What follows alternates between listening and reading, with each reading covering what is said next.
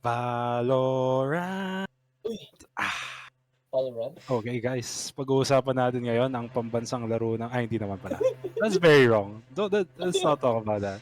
Dun, Pag-uusapan natin yung napakasikat na Valorant, yung CS:GO ng ating generation.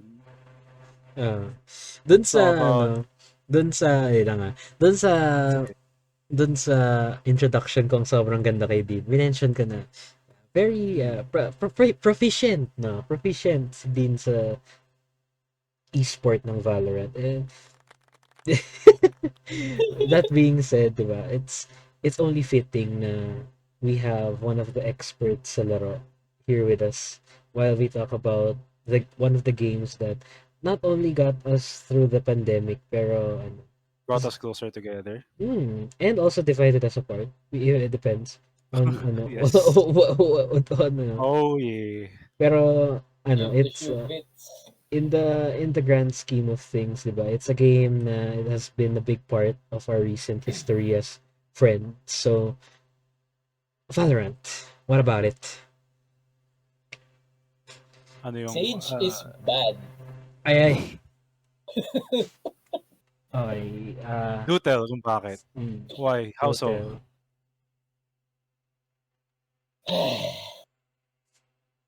You know when it's agent select and you have a gecko, you have a jet arena, an omen. Mhm. You need that sentinel. You need someone to stop the opponents from getting in the site. Mm. And the last player picks Sage. It's just sad, man. Starting with that wall. It's not even a wall. It's like, whoa, stop. The moment the wall gets placed, people just shoot it down already, right off the bat. Wala na. Walang wall. Compared to Deadlock wall, sobrang kunat ng wall ni Deadlock. Sobra. Ano problema na sa pathetic kit ni Sage? Yung Slow slow. orbs. Magkano nga yung slow orb? 200? Yeah. 200 for 2? That slows not just the enemies but your teammates too. Fair. Fair take. Ano pa ba? Heal. Anong cooldown ng heal? At saka sobrang nerfed nung heal. Yeah. Sage heal. Sobrang nerfed siya. 45-second heal! Holy! In a round na 1 Ang hour and tagal! 1 minute 40 seconds na. In a run, oo. Parang, oh. Kasi, revive. Medyo 50-50 lang ako sa revive. It's good on if the Sage knows who to revive. Mm. Kayo ba? Ano ba tingin? Pero ang For me. sige, ikaw muna. Sige, ikaw muna. Ay, Sige, ako muna. Sige. Ako muna. Ako kasi, as a Sentinel main, as a Killjoy main, di ba? Ang pinaka-focus ko palagi, I know that it's my job to gather information and to prevent the opponent from entering a site. Gathering information, what does that mean? Ibig sabihin, dapat yung mga alarm bots ko, yung turret ko, they are placed on different parts of the map para just in case na walang tao dun sa mapa na yun, dun sa part na yun, it's covered. We know, meron tayong information na may kalaban doon. And Sage has none of that. Wala siyang possible way to gather information. Pangalawa, like you said, yung wall niya, sobrang daling masira. Sobrang walang sinabi sa wall ni Deadlock. So, it's very easy to penetrate. It's very easy to pass by. Yung slow niya, doon medyo redeeming factor siya para sa akin kasi because of that slow, when it's paired up with other utilities ng ibang agents mo, it can be deadly.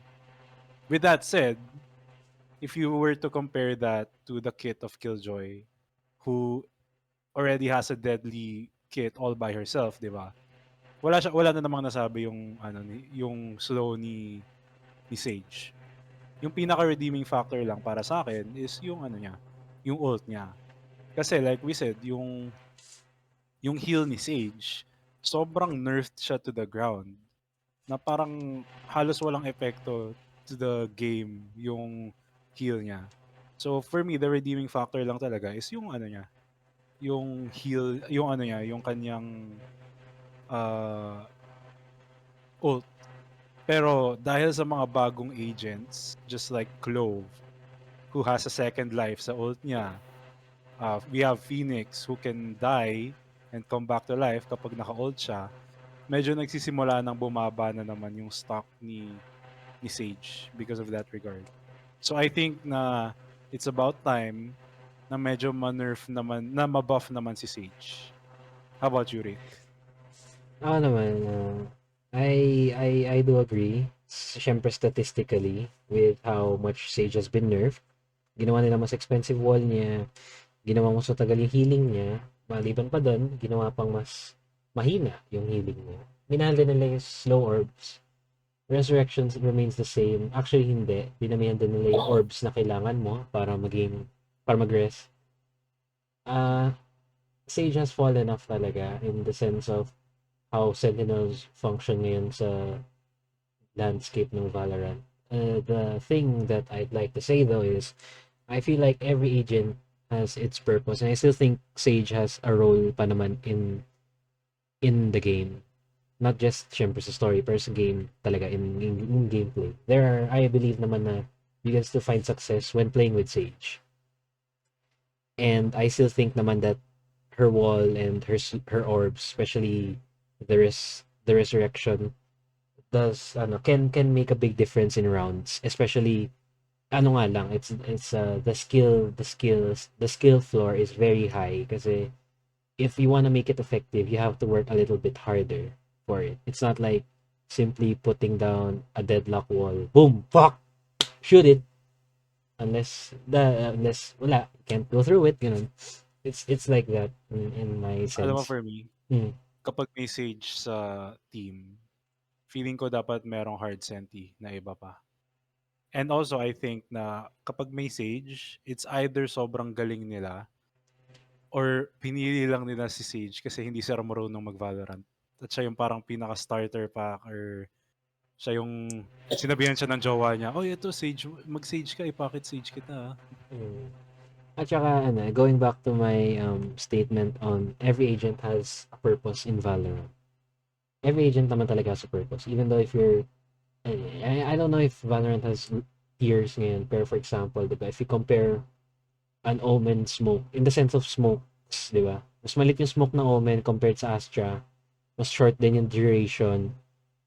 Yung cooldowns, di ko masyado pinpoint, which is, pero you get the point, diba? Parang, Yeah. it's He can it's kind of less be effective in that ADC. part.